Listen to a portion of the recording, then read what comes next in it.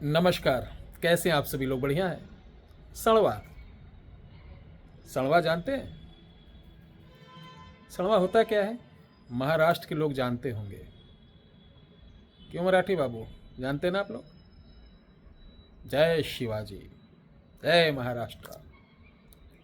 प्यारे दर्शकों, जिस प्रकार बंगाल, जिस प्रकार राजस्थान, जिस प्रकार गुजरात, जिस प्रकार एमपी, जिस प्रकार नेपाल का जो कछार क्षेत्र है, यहाँ के आदिवासी जनजाति नाना प्रकार के खतरनाक तंत्र मंत्र यंत्र का प्रयोग करते हैं, वहीं 7 भाइयों का एक संडवा प्रयोग होता है। ये संडवा है क्या? 7 उग्र शक्तियों का एक समूह जो सातों भाई हैं। जैसे नवदुर्गा और पंचरा में सातों बहन का आता है, देवियों को 7 देवी भी हैं। उस प्रकार संडवा, हाँ, संडवा एक तांत्रिक मसाला भी होता है जो विशेष विषैली चीज़ों से बनाकर किसी के बदन पर डाल दिया जाता है तो ये मारण बगैर मंत्र का होता है। उसका बदन धीरे धीरे सड़ना चालू होता, अंत में वो गहरे गहरे घाव बनकर मृत्यु को प्राप्त होता। लेकिन जानते हैं, ऐसा करने वाला व्यक्ति 1000 राक्षस के बराबर होता है और उसका अंत बहुत ही दुखदाई होता है। मरने के बाद जो प्रेत बनता है, प्रेत की भी कई श्रेणियाँ होती हैं। सत्कर्म वाले प्रेत अलग होते, कुकर्म वाले अलग होते। जो कुकर्मी प्रेत होते हैं उनके बदन में 24 घंटे लाखों सुइयों, सुई होती ना, लाखों सुई का पंच पड़ा करता है। वेदना 1000 वर्ष की आयु होती प्रेतों की, और वो भोगा करता है। वीडियो मेरी इसलिए देखिए, मैं सही चीज़ और इम्पोर्टेंट चीज़ आपको बता रहा हूँ ताकि आप जो फिल्मी बाबाओं के चक्कर में ना पड़े और मेरे भी चक्कर में ना पड़े। ठीक है, किसी के चक्कर में ना पड़े। आप अपने घर पे रहें, अपने घर की शक्तियों को, अपने कुल देवी देवताओं की शक्तियों को जानें, समझें और उन्हें थोड़ा सा, जिस धर्म में आप किसी भी धर्म के हो, ध्यान रखिए, जिस धर्म के हो उस धर्म के कम से कम पूजा पाठ इबादत इत्यादि तो करिए। धर्म से मत हटिए। कोई भी धर्म हो, मैं चैलेंज करता हूँ, कोई भी धर्म हो, अगर कोई बता दे किसी धर्म में ये दिखाया गया, किसी धर्म के पुराणों किताबों में ये बताया गया कि इसकी हत्या करो, इसको नुकसान पहुँचाओ, इसको, ये कहीं नहीं लिखा है। चूँकि मैं उर्दू, अरबी, ठीक है, और बाइबल से लेकर ग्रंथ साहब सारा मैंने देखा है, कहीं नहीं सिखाया जाता है। हाँ, ये बात अलग है कि इन किताबों को तोड़ मरोड़ कर कुछ धर्म के ठेकेदारों ने अपने जनमानस को गुमराह किया है और हर किताबों में लिखा है यही वो आखिरी दिन होगा जो धर्म के ठेकेदार धर्म को एकदम विपरीत कर देंगे।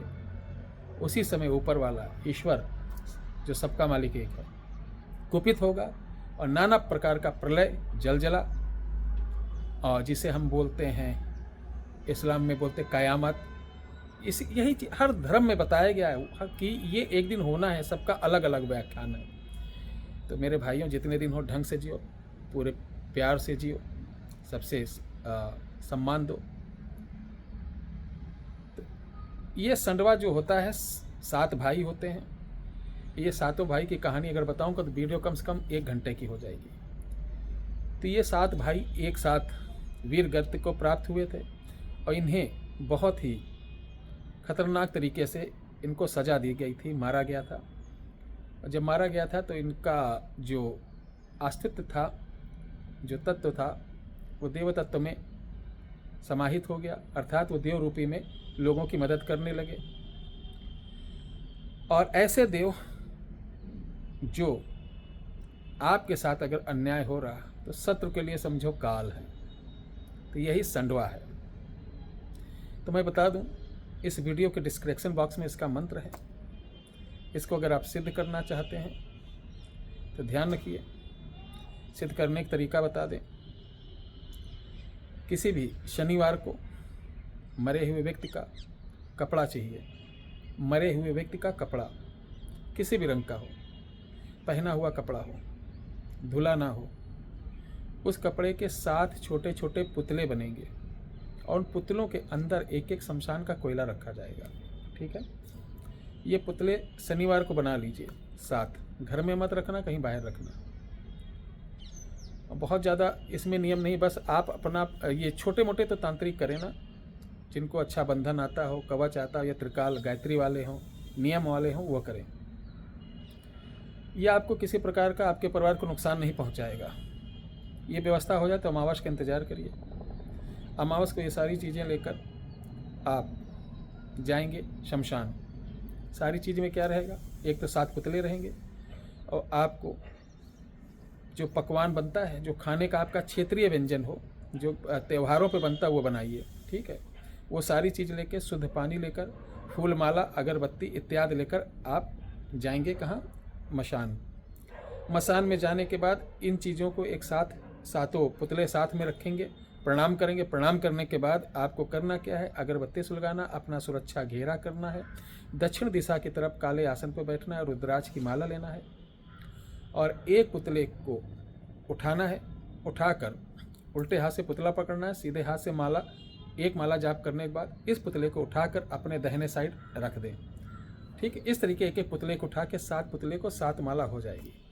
अब 7 पुतले को ऐसे इकट्ठा, जैसे गड्डी बांधते हैं, ऐसे काले धागे से बांधना। काला धागा से बांधने के बाद इसके ऊपर आप लाल कपड़ा उठा के फिर सामने रखना, और इसके ऊपर घी का पंचमुखी दीपक जलाना। दीपक जलाने के बाद फिर भोग देना।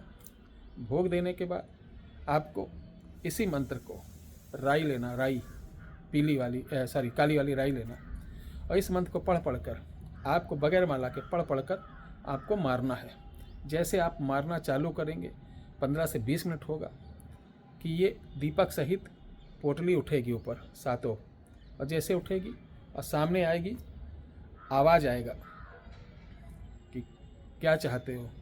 अपनी आवाज़ में जो क्षेत्रीय होगा वहाँ से आएगा, आपकी क्षेत्रीय लैंग्वेज में ही बात करेगा, क्या चाहते हो, क्यों बुलाया।